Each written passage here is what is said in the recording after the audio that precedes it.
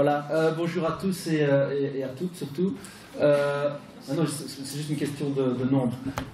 Donc je vais commencer en me présentant un petit peu. Je ne suis pas thérapeute de quoi que ce soit. Si je devais donner un nom à ce que je fais, là je dirais praticien systémique, un truc comme ça, où j'utilise un peu de la systémique, beaucoup, la folie, avec passion, dans les différentes activités qu'il m'est donné de faire. J'ai une formation d'éducateur et donc j'ai eu l'effet de la systémique. Monsieur Plumacher, c'est Monsieur Hardy qui un jour se sont penchés comme ça sur moi et hop, ils m'ont conduit vers ça. Alors, j'avais tout bien préparé, j'étais vraiment mais nickel quoi. J'avais fait même ma PowerPoint, ce que je fais jamais. Et puis j'ai assisté à plein de conférences, quoi, comme vous, j'imagine. Et j'ai même préparé une blague pour maintenant, pour me dire ça doit être la dernière que vous faites, vous devez être épuisé, c'est ce que vous êtes contraint d'être là. Enfin voilà, mais je ne vais pas la faire. Et puis donc j'ai assisté à toutes ces conférences, et puis alors ça m'a tout mis, enfin pas à l'envers, mais ça m'a tout changé. Et donc j'ai repris des notes, et puis je me dis, bon allez, c'est de ça qu'on parle. Et il y a 3 trucs que j'ai retenus, je ne vais pas faire les conclusions à votre place, mais il y a 3 trucs que j'ai retenus et qui m'ont vraiment touché moi dans ma pratique. D'abord, il y a un truc qui m'a super rassuré, c'était Monsieur Eiffès, le gars il passe à la télé, tout ça, il dit à chaque systémicien, sa systémique, ça va, fait ta popote. Je dis, bon. Non, mais c'est vrai, c'est rassurant. Je veux dire, quand tu es juste patricien, comme moi, voilà, merci, et que tu sais pas faire l'exégèse ou la biographie, enfin, tu vois, comme certains feraient ça, comme s'ils expliqueraient la cuisson d'un œuf dur, quoi.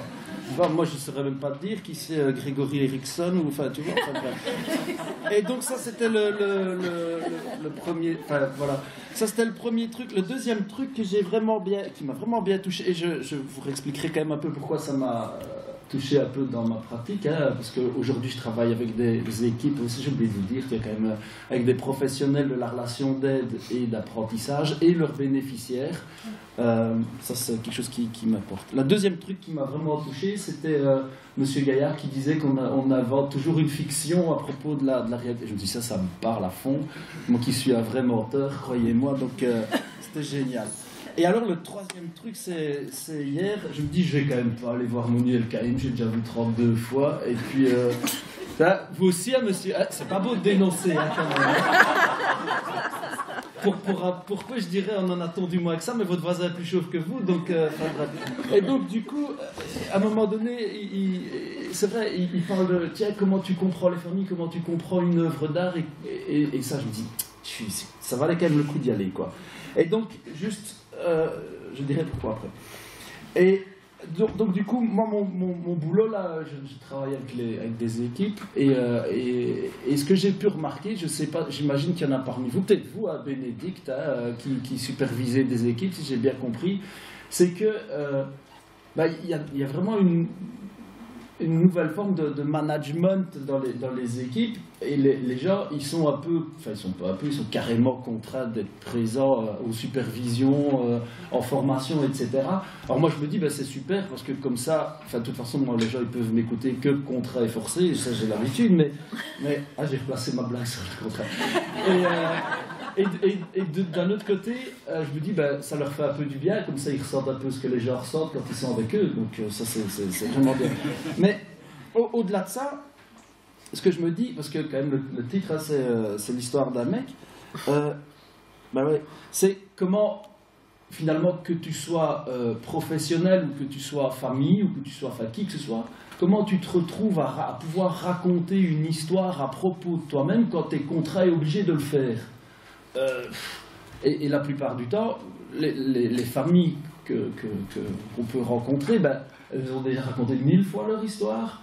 Hein, elles savent très bien comment elles doivent distiller un petit problème pour donner un os arrangé aux travailleurs sociaux. Et puis ils attendent une solution. Et voilà. Et pareillement, tu sais, tu fais une supervision, Bénédicte, je ne sais pas si c'est pareil pour vous, hein, mais tu vas trouver tu rencontres des travailleurs sociaux, ils t'ont déjà raconté 1000 fois la même histoire. Et puis ils attendent une solution. Il faut que tu sois drôle aussi, et que ça soit intéressant, et voilà. Et du coup, moi je trouve qu'il y a un côté vraiment isomorphe comme ça, et je me demande quand on rencontre les gens, comment est-ce qu'on leur permet de raconter cette histoire. Venez, madame, venez. Dérangez personne.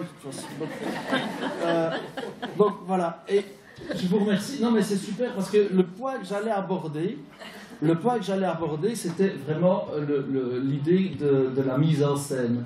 Hein, parce que j'ai une formation de comédien qui n'est pas du tout académique.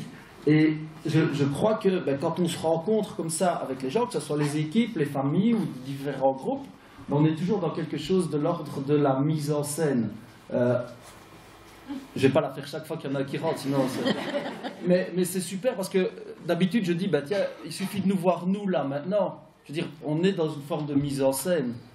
Moi, je parle comme si c'était, tu vois, quelque chose d'intéressant, ce que j'allais être en train de vous dire, et vous faites un petit peu comme si c'était intéressant. Et je crois que quand on rencontre les familles, on est dans cette idée de la mise en scène. Voilà. Et donc, partant de là, je me disais, tiens, quand on est dans cette mise en scène, comment est-ce qu'on va pouvoir amener des réponses qui ne sont pas de l'ordre du prêt-à-penser.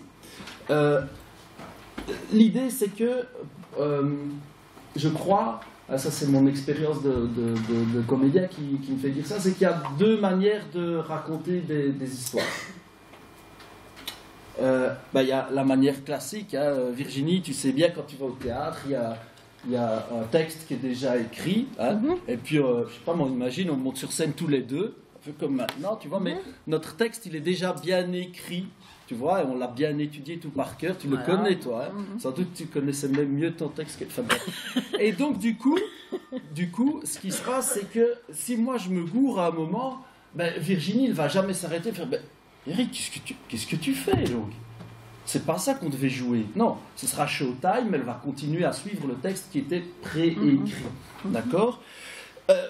Ça, c'est une manière de raconter des histoires. Et je me dis que souvent, quand on est pris dans ces logiques managériales qui sont les vôtres et qu'on doit être dans une logique de performance comme ça, on a des grilles à remplir, des questionnaires à répondre, on doit traiter le plus de cas dans un temps réduit le plus possible. Et donc, on doit suivre le cadre. Et puis, il y a une deuxième manière de raconter les histoires, et c'est la manière improvisée. Hein, je ne sais pas si tu connais, toi, Virginie. Ouais, tu connais. Voilà. Alors, moi, c'est de ce monde-là que je viens, en fait. Ça m'arrange bien parce que je ne sais pas retenir les textes.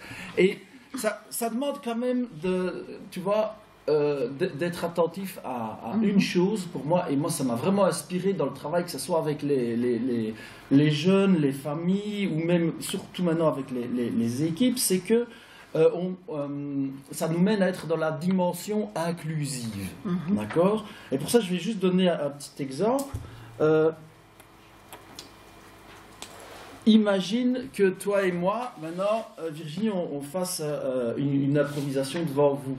Hein, et qu'on reçoive un titre d'improvisation. Vous voulez donner un exemple? Donnez un titre. Vous savez comment ça marche, on reçoit un titre. Oui. Attention, Sabine. Ah, c'est ta copine. Vas-y, Sabine. Un petit improvisation. Oui, ou une impulsion, n'importe quoi. L'attente. L'attente. C'est génial parce que moi, déjà, quand vous dites ça, je me dis l'attente en un mot ou en deux.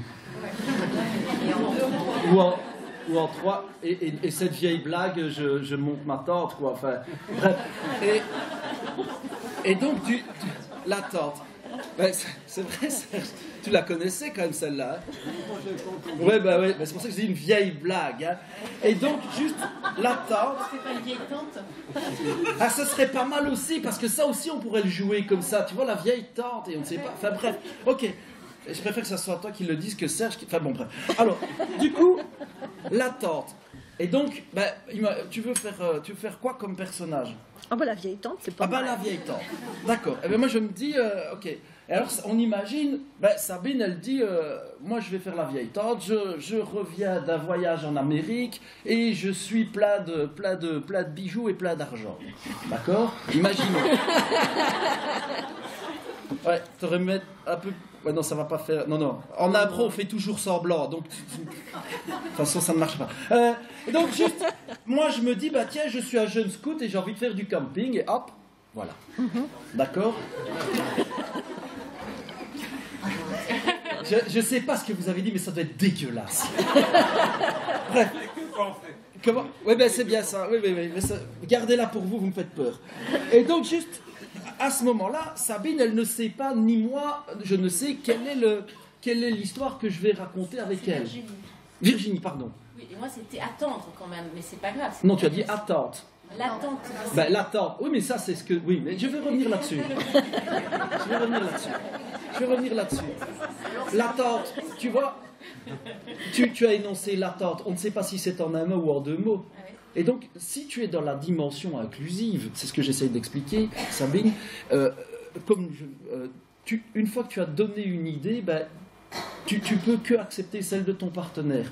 En l'occurrence, pour raconter cette histoire avec ma tante et moi avec ma tante sur le dos, il y a 3 manières de fonctionner. La première, ce serait que je dise à Sabine, laisse tomber ton histoire de vieille tante. Virginie. Virginie, pardon, j'ai zappé une fois, je crois que c'est foutu jusqu'à la fin de la journée. Je vais dire à Virginie, laisse tomber ton histoire de vieille tante, on va raconter une histoire de camping tous les deux, vite mets ton foulard. Oh bah non, moi je n'ai pas envie de faire de camping. Attends, laisse-moi quand même expliquer jusqu'au bout. On pourrait aussi se dire, elle pourrait aussi me dire ça, j'ai pas envie de faire d'histoire de camping. Et donc du coup, elle me dit, laisse tomber ton histoire de camping et on va raconter une histoire de vieille tante. Voilà. Et c'est là que je rejoins la pensée de monsieur. Et donc, on va raconter soit une histoire de camping, soit une histoire de vieille tante, d'accord? Mais ce sera quand même des histoires où chacun va quitter une partie de ce qu'il a amené lui. La troisième manière, et c'est là que l'on va rejoindre la dimension inclusive, c'est que je vais me dire que le contrat qui me lie avec Virginie, d'accord, c'est celui de construire une histoire ensemble. Et surtout que son idée, c'est la meilleure. Et je vais me poser la question, à chaque moment, comment est-ce que moi je vais me mettre au service de Virginie pour faire avancer son idée? Et elle, pareil, à travers ce contrat, comment est-ce qu'elle va se mettre à mon service pour faire avancer mon idée? Et donc, à ce moment-là, nous allons raconter une histoire, on sera dans la dimension inclusive. Pour arriver à ça, eh bien, je pense que il faut se dire qu'on est dans le oui et. D'accord? Plutôt que dans le oui mais. Hein, vous voyez un peu ces gens qui viennent nous trouver en se disant bah tiens, moi j'ai une solution, ce serait plutôt ça, ou même des équipes, hein, tu sais, ces équipes d'éducateurs de bras cassés qui disent moi je ferais bien ça. Ouais, mais non, mais quand même. Et donc, non, ça ne peut pas marcher. Ça va? C'est oui et. Et ce oui et, je pense qu'on peut le décliner de 2 manières. C'est-à-dire que la première manière, et là je reviens sur cette idée de M. Gaillard de rencontrer les fictions. D'accord? Si ça, oui et interrogatif, oui, bah tiens, comment est-ce que je vais rencontrer la fiction et la manière dont l'autre se représente le monde? D'accord? Et si c'est un oui et avec 3 points de suspension, c'est tiens, comment est-ce que je vais construire l'histoire avec lui? D'accord? Tout en me disant bien que, pour moi, c'est important de se dire que quand je débarque dans l'histoire de l'autre, hein, je vais être attentif à 2 choses. La première, c'est que, quoi que je fasse, je vais influencer l'histoire. C'est-à-dire, même timide dans Blanche-Neige, il influence l'histoire. Et je ne vais surtout pas oublier que le super-héros de l'histoire, c'est l'autre, c'est pas moi. D'accord? Et pourtant, l'ensemble des travailleurs sociaux, et je pense que souvent les travailleurs sociaux, je ne vais pas faire une généralité abusive, ou même nous, ce à quoi on est amené quand on supervise ou quand on rencontre une équipe, c'est les gens viennent avec tu sais, j'ai un problème impossible, insoluble, là, aurait dit M. El Kaïm, et on leur dit, tracassez pas, je suis là. Et donc on oublie que le vrai héros de l'histoire, c'est eux, c'est pas nous. D'accord? Hop, je regarde mon temps. Hop, hop. Pourtant,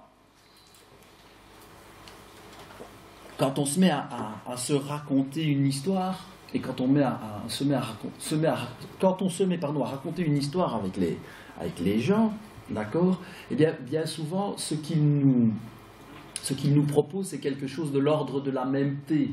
Ça va? Moi, j'ai pas envie de faire du camping. Hein, on va avoir la même idée que moi. D'accord?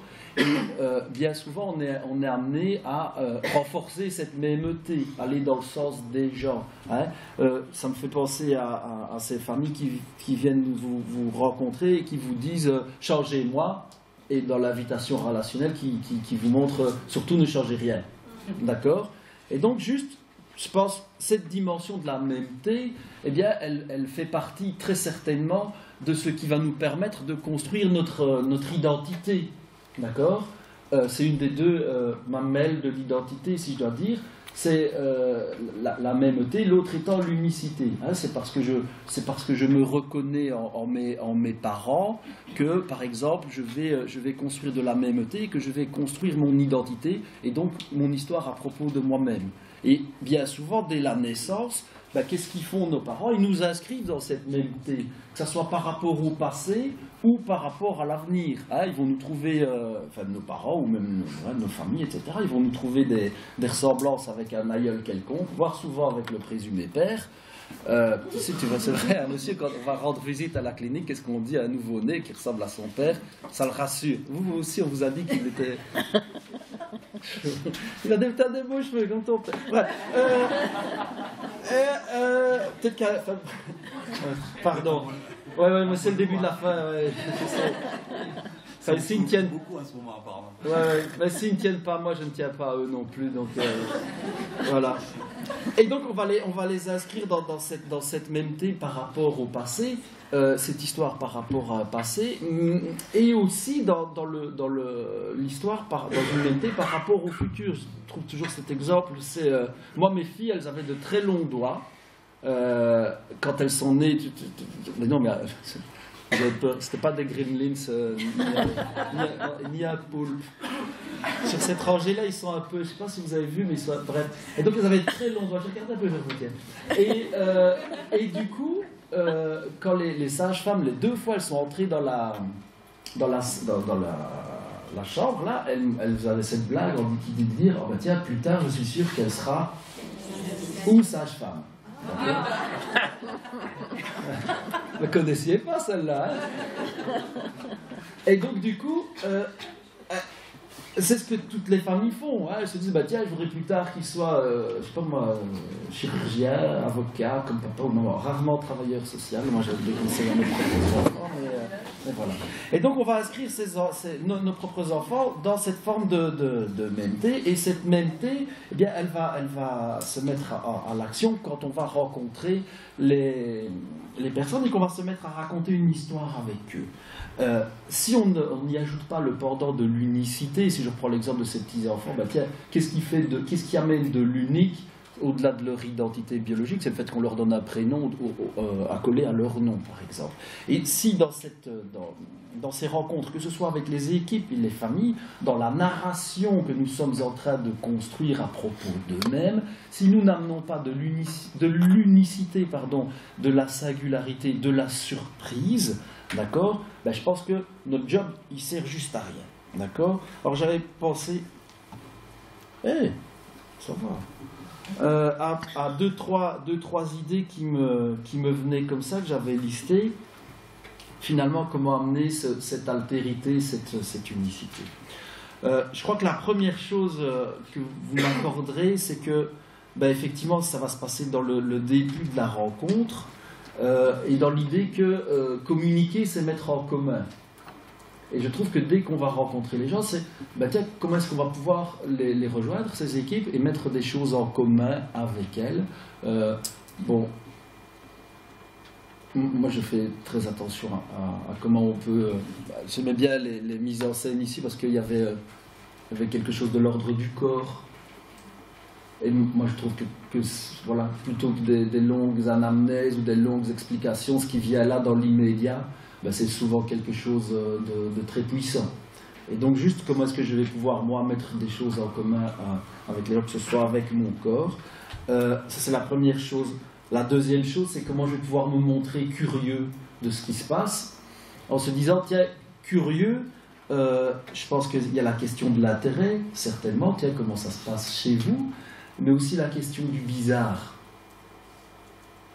Comment est-ce que, tiens, ça c'est vraiment bizarre, m'étonner de ce qui peut être bizarre, voire en susciter moi-même. Déjà, je n'ai pas besoin d'expliquer là-dessus. D'accord? Et à cet endroit-là, essayer de rejoindre l'autre, l'équipe, voilà, là où ils sont, en pratiquant ce que j'appelle la discipline de l'étonnement. C'est-à-dire ne prendre jamais aucun fait acquis pour un fait acquis. Et se dire que je vais être un cordide. À Liège, on appelle ça une oreille de veau. C'est vraiment une jeune oreille comme ça qui n'a jamais rien entendu. C'est copain. Que ce soit avec finalement une équipe, une famille, et, voilà. Pas besoin d'en dire plus. D'accord ? Ça, c'était la première chose. La deuxième chose que je voulais amener, c'était sur la question des émotions. Et je trouve que c'est pour moi essentiel de laisser une place aux émotions. On l'a vu ici, on a flirté avec les émotions, on était encore loin, on aurait pu aller beaucoup plus loin, je pense. Pourquoi ? Parce que j'avais prévu une histoire, mais je vais la laisser tomber. Je trouve que la plupart du temps, quand on va rencontrer des professionnels, ce qu'on leur demande, c'est d'être des professionnels. D'accord ? Ils ont un rôle de professionnel à tenir. Hein ? Et moi, en tous les cas, je l'ai un peu vérifié, la plupart du temps, quand on demande aux professionnels de tenir une posture et un rôle professionnel, on leur demande deux choses. Ils sont déjà très très bien formés dans les écoles sociales pour ça. C'est de surtout pas montrer leurs émotions, d'accord, et deux, de maintenir ce qu'on appelle la bonne distance. Oui, je vois ça vous fait mais oui, on vous a pas appris ça peut-être. Si, vous allez sans doute oublier, c'est très bien, hein. Mais je me dis, tiens, comme le corps ne ment jamais, on est toujours en train de montrer quelque chose, même si on ne veut pas le montrer, d'accord ? À quoi ça sert de cacher nos propres émotions ? À quoi ça sert de les renfermer en nous, hein, à quoi ça sert de refermer en nous ce qui nous met en mouvement, hein, émotion, c'est émovere, qui me met en mouvement vers. Et donc, plutôt que de vouloir à tout prix maintenir cette bonne distance professionnelle, comment est-ce que moi je vais m'employer à construire la juste proximité, ce qui moi me mettra en mouvement, que ce soit de nouveau vis-à-vis des équipes, vis-à-vis des familles, vis-à-vis des jeunes, etc. etc. D'accord ?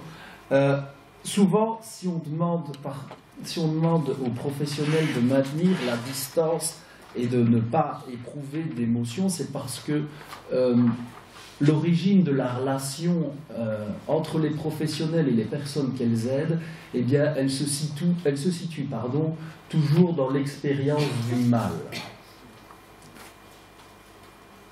Et ce mal, il est soit commis, soit subi. Hein, hier, on a entendu des histoires, bref, je n'ai pas besoin d'expliquer. Hein, il est commis ou subi, le mal. Et le mal, il a cette propriété de nous happer, de nous figer. Et donc moi je me dis, tiens, par rapport à ça, comment est-ce qu'on peut justement amener du mouvement dans les relations que les professionnels entretiennent avec les personnes qu'ils accompagnent, qu'ils rencontrent, etc. etc. Voilà. Alors, un petit repère que je voulais encore vous partager. Je crois que j'aurais bu 2 bouteilles entières, moi. C'est le fait que pour moi, à partir du moment où je pousse la porte d'un local de formation, ou même que je rencontre des gens, tout est un jeu. Et je pense que les gens, je reconnais quelques-uns qui j'ai déjà maltraités ici. Et donc, non mais ça vous fait rire, vous monsieur, mais ouais, elles pourront vous le confirmer. J'ai eu pas mal de problèmes avec la justice, mais bref. Pour moi, tout est un jeu. Vous, monsieur, vous savez, la première règle à suivre quand on joue à un jeu, c'est quoi ? Comment ? Tricher ? Ouais, c'est pas mal. Tricher, c'est pas mal. Tricher, c'est pas mal. J'en vois encore une autre avant tricher. Comment ? Gagner ? C'est vous qui avez dit ça ? Oh punaise. Je suis content d'avoir discuté avec vous dans le couloir 5 minutes tantôt. Ça dit bien qui vous êtes, ça. Comment ? Dire qu'on va jouer. C'est un peu ça. En fait, c'est de se dire, c'est de se dire que l'on peut perdre et que ce n'est pas grave. À partir... Attends. Non, donc à partir du moment où on nomme les choses, en disant on va jouer, d'accord, on peut perdre et ce n'est pas grave. J'ai pas dit qu'après ça, la règle suivante, j'allais pas tout faire pour gagner, quitte à tricher. D'accord ? Mais quand même, je sais que ça va mettre un contexte qui fait que, ok, on peut ensemble essayer des choses et si on se plante, c'est pas grave. Et là, je me dis que, accompagnant donc les professionnels, on va pouvoir quitter la logique performative qui est à l'œuvre dans leur quotidien, d'accord, faire plus avec moins, pour rencontrer la logique expérientielle. C'est-à-dire, vous et moi, on essaye, on voit si ça marche. Ça va ?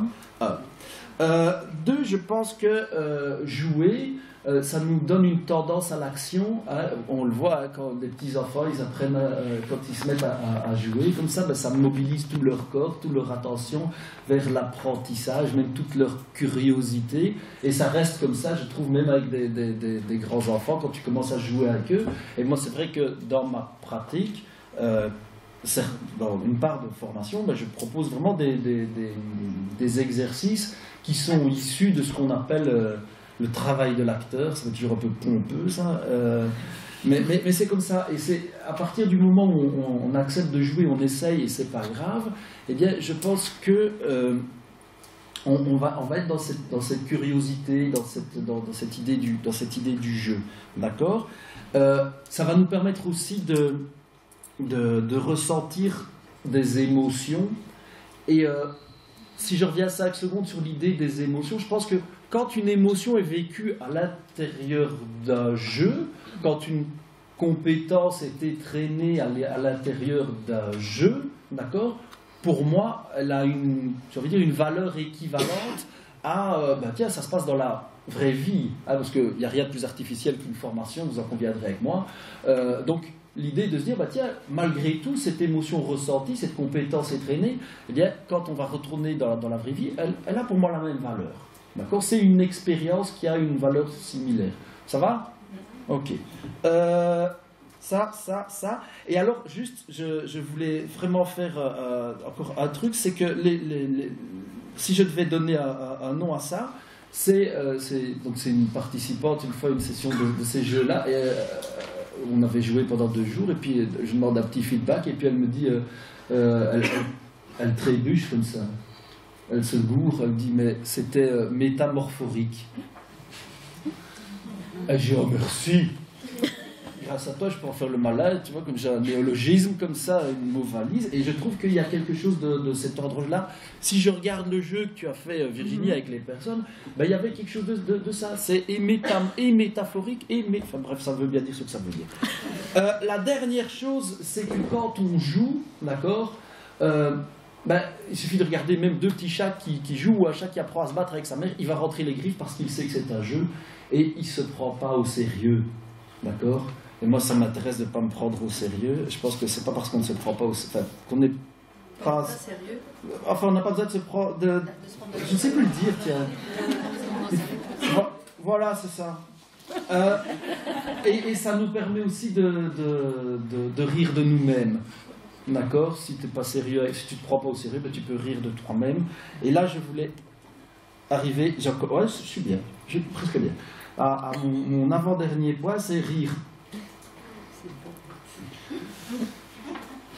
Rire, ça amène, c'est toujours, si on utilise l'humour, d'accord, ça va amener effectivement d'abord et avant tout un petit risque. Hein, parce que si je vous raconte une blague, c'est pas sûr que vous allez rire, quoi. C'est vrai, hein? Non? Il y a l'accent. Oui, donc, oui, c'est ça. On rit pas des gens, ça va? Et on parle pas des mères non plus, mais donc juste... Effectivement, j'avais pensé à plein de blagues, et puis j'ai pensé à, puisque c'est l'histoire d'un mec, je me suis dit, il faudrait que je raconte une histoire sur les Belges, et donc ma fille m'en a raconté avant de venir. Et donc juste, est-ce que, peut-être vous la connaissez pas, vous savez à quoi on reconnaît un Belge dans un combat de coq? C'est le seul qui amène un canard. Voilà, c'est un risque, ça vous fait pas rire. Il y en a, ça fait rire. Par contre, ce qui va peut-être vous faire moins rire, c'est à quoi, vous savez à quoi on reconnaît un Français dans un combat de coq? C'est le seul qui parie sur le canard. Et tu sais à quoi on reconnaît que le combat de coq, il est organisé par la mafia russe ou albanaise, ou enfin vous choisissez. Hein. C'est le canard qui gagne. Et donc, j'en ai plein, mais sinon, enfin, je vais pas. Et donc, juste, ce que je pense, c'est que rire. Oui, je vous les raconterai après.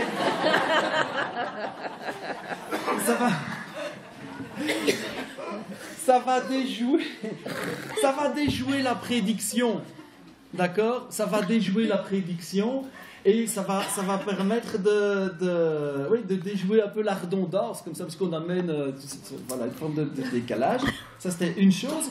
Et la seconde, j'ai perdu, c'est que ça permet de nommer l'innommable. Rire, ça permet de nommer l'innommable. Alors, si je suis très rapide, parce que j'ai vraiment un petit manque de confiance en moi. C'est vrai? J'ai lu un bouquin qui s'appelait L'art de dire des conneries. C'est pas moi qui l'ai écrit. Hein. Et dans ce truc, il y a monsieur Frankfurt, je crois que c'est comme ça qu'on dit, il a quand même fait une thèse là-dessus, quoi. Et moi, ça. Non, c'est vrai, hein, c'est complètement vrai, j'ai les références. Et le gars, il dit ça. Et je trouve, moi, c'est vraiment un truc qui m'a inspiré dans la manière que j'ai de rencontrer les gens. Donc, regarde, si je dis un truc sur l'art de dire des conneries avec des lunettes, j'aurais peut-être l'air malin. Et il parle des parties déconnades comme suit. Il dit, si les discussions sont animées et pleines de sens, d'un certain point de vue, elles demeurent pas sérieuses pour de rire. D'accord? Malgré qu'on fasse des déconnades. Hein? Les sujets les plus fréquemment abordés dans une partie de déconnade, ils touchent à des aspects de la vie très personnels et chargés en émotions. D'habitude, les gens ils réchignent à aborder ouvertement ce genre de thème parce que ils redoutent qu'on les prenne au sérieux. Par contre, dans une partie de déconnade, quand on commence à déconner, quand on fait les cons, d'accord, je cite, c'est même pas moi, on a tendance à adopter des positions et des attitudes variées, de un. On a des façons de s'écouter nous-mêmes, énoncer des idées inhabituelles, et on va observer les réactions des autres, d'accord, sans devoir pour autant s'engager personnellement. C'est entendu, donc ça c'est la règle, c'est entendu par tous les déconneurs, j'ai des badges pour la faire, d'accord, que les opinions affichées ne reflètent pas nécessairement les convictions profondes, d'accord, ni les sentiments des orateurs. D'accord, parce qu'une partie de déconnage, je peux dire n'importe quoi. D'accord. L'important, c'est permettre à la fois une extrême franchise et une approche expérimentale, voire aventureuse des sujets abordés. Ainsi, et là vraiment, ça c'est vraiment ultimement ce qui m'intéresse, le lien tacite qui unit d'ordinaire ce que les gens disent à ce qu'ils pensent est provisoirement rompu. Le lien tacite qui unit d'ordinaire ce que les gens disent à ce qu'ils pensent est provisoirement rompu. C'est-à-dire que, on va pouvoir dire n'importe quoi. Enfin, moi, j'ai travaillé avec des gens comme ça à Charleroi, en Belgique. Je ne sais pas si vous connaissez Charleroi. Marc Dutroux. Voilà, Home Sweet Home, voilà. Et donc j'ai travaillé avec une équipe là. Mais non, mais il faut situer aux gens, quoi. Il suffit qu'on vous parle de nos fiertés nationales, quoi. Et donc juste, ouais, c'est ça. Et donc j'ai travaillé dans une équipe là, et c'était avec ils accompagnaient, ils hébergeaient de temps en temps des mecs incasables comme ça, qui avaient fait les pires horreurs du monde. Et quand on a commencé à échanger autour des situations, les gars, c'est eux qui m'ont initié un peu à ça. Ils pouvaient balancer des horreurs complètement. On était en dehors du politiquement correct. Et après, on arrivait à autre chose. Mais avant ça, on a pu nommer l'innommable et se mettre un peu à distance. Alors. J'ai un dernier truc, c'est l'idée du regard. Et donc je disais tout à l'heure, hein, nos rencontres avec les gens, elles ont pour origine l'expérience du mal, c'est la porte d'entrée. Hein. Et juste si je m'arrête 5 secondes.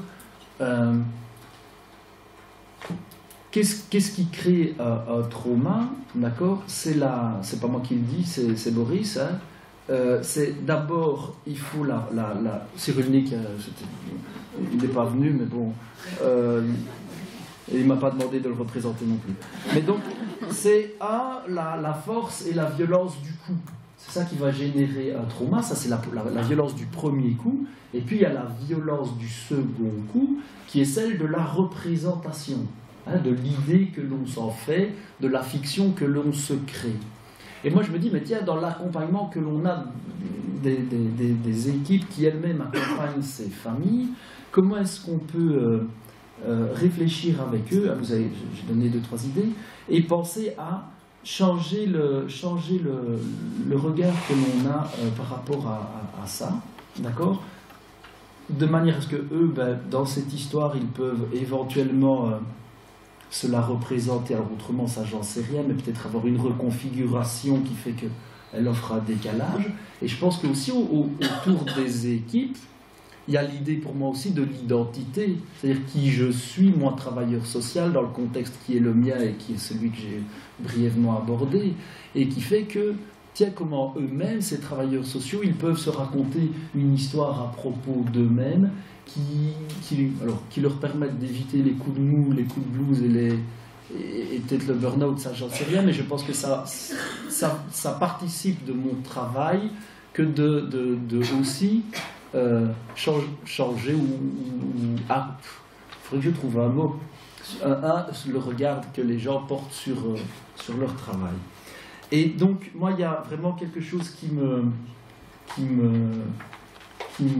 touche, c'est et qui m'est fonctionnel, enfin fonctionnel ça vilain, ça qui me touche c'est bien, c'est l'idée de l'émotion esthétique, hein, donc hier, monsieur El-Kaïm, hein, il disait, tiens, quand tu te retrouves face à un tableau, pour pouvoir le comprendre, tu vas chercher à le comprendre, mais il y a des choses qui t'échappent. Si je l'avais eu, tu sais, en vis-à-vis comme ça, une espèce de fantasme intellectuel, c'est, tiens, pour moi, si on veut arriver à modifier les choses, à les comprendre, et à comprendre les personnes qui sont en face de nous, eh bien, il faut aussi accepter d'être compris. C'est-à-dire pris avec, hein, comprendre, c'est comprendere. Hein. Et donc, si je veux prendre avec les représentations que Virginie se fait du monde, je dois accepter que mes propres représentations soient prises avec. Et comment est-ce que je vais accepter cette idée que si je veux te changer, je dois aussi accepter moi-même d'être changé. Et pareillement, si je veux te surprendre, comment moi je vais être surpris de ça. Et donc, c'est comment face à ça, on peut aussi imaginer que face à cette expérience du mal, on pourrait imaginer cette idée d'émotion esthétique. Alors, on a déjà tous eu ça un peu... On ne s'est pas bien expliqué pourquoi on a l'eau bénite qui nous vient au coin des yeux, comme ça. Moi, c'est souvent comme les enfants jouent de la harpe. Je ne sais pas pourquoi, ou ça peut m'arriver, tu sais, une fin de journée comme ça, tu as une journée un peu fatigante, tu reprends la route et au loin, il y a un coucher de soleil. Hein, les rayons traversent les nuages un peu de manière poétique comme ça, et tu sais pas pourquoi, tu mets une station de musique et tu as cette eau bénite qui te vient comme ça au coin des yeux. Moi je me dis, tiens, si on peut expérimenter ça avec les équipes et avec les familles, avec les jeunes, avec les enfants qu'on accompagne, je me dis qu'on peut aussi amener à ce moment-là une forme de décalage et de décalage poétique, dans le sens où ça nous permet, oui, de nous représenter les choses différemment. Alors j'avais deux dernières choses, vraiment, ce sera une, sinon il n'y aura pas d'échange. J'avais pensé vous relire le Dormeur du Val, vous vous rappelez, hein, c'est un trou de verdure, machin, ouais, ça va, ouais, vous le connaissez mieux que moi, j'ai pris le texte au cas où, et de se dire que la poésie, elle nous amène à avoir un langage désordonné. Hein? Un langage désordonné, ça veut dire qu'il va changer l'ordre des choses, d'une part, et d'autre part, c'est un langage qui n'accepte pas les ordres qui lui sont donnés. D'accord ? Et donc, je pense que c'est maintenant... Virginie, on fait un petit truc. Voilà. 2 secondes. 2 secondes. trop génial. Et j'avais envie de vous laisser avec ça. Ah oui, mais faut que ça arrive d'abord. Hein. Ça arrive, mais ça c'est un Mac ou un P. Ah, non, c'est pas ça. C'est pas mal non plus ça. Mais ça veut pas tout à fait montrer ce que je voulais montrer. En fait, je voulais vous projeter. Vous allez bientôt voir la photo de. Et tout le monde l'a déjà vu, hein, ça. Et ça va mélanger un peu nos perceptions, quoi. Quand tu regardes ça, tu te dis, bah tiens, c'est vraiment. C'est sur Google aussi, si tu veux. Je peux faire.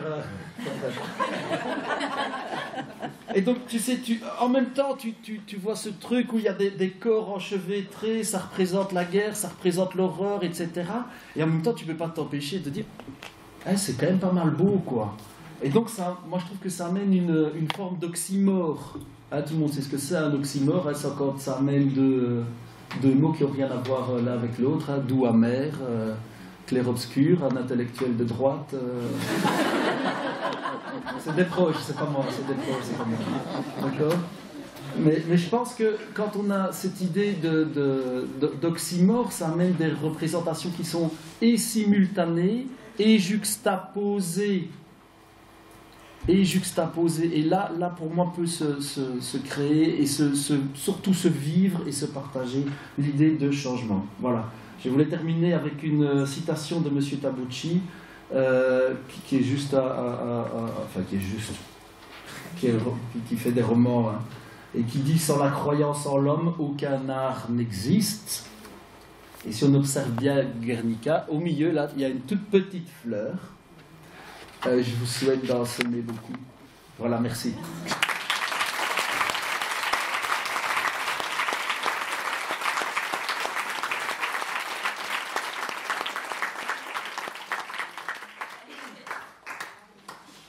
Ça va mieux ? Voilà. Ok. Non, mais ça va.